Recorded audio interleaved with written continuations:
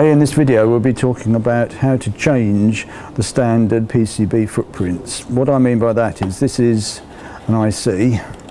When we double click on it we get this PCB decal which shows us what the default look of the thing is, and the look of this is actually a through hole 8-pin dual inline. That's where the DIP stands for, dual inline package. But we might want to change that to say a surface mount one, so we'll show how you actually can go about doing that.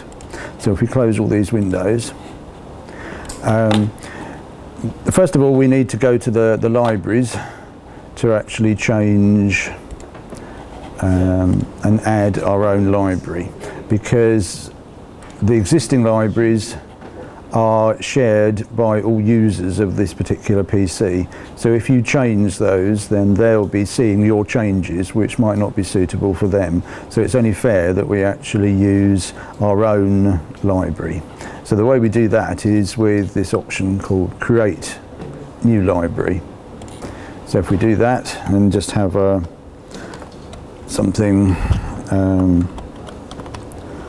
say that. Okay, and then when we look down the list, we've now got that new entry called Pads Library. Store it on your X drive so that it's portable when you move to different PCs. So now we can add things to this new library and change the various things.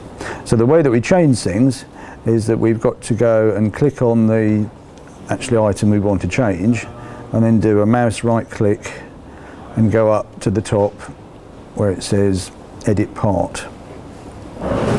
Clicking on Edit Part allows us to do lots of things which we don't really need to do. This could edit the graphics. We don't interested in altering the graphics, but what we want to do is if we go up into the top corner there's this icon called Edit Electrical, which allows us to change various other things, but the important one is this one called PCB Decals.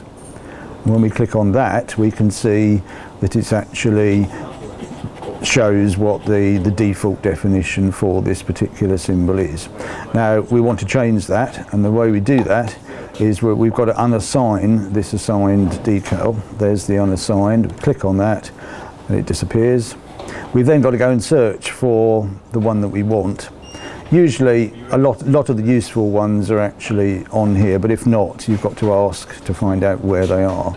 But let's say this is the one we want to change. There's our surface mount version, so we assign it to the default, and there's our default. So when we say OK to this, we need to then be able to save it. Now if we go back to File, Save As, we want to save it in our new library, because if we change this C drive library with the same name, then the next user will see that change, which means that you've lost. It's not fair on the next user because he's having to change it back again. So let's access our new library and also change the name, because now it's not it's not a dual inline. Let's call it SMT for Surface Mount 8. It doesn't really matter what you call them.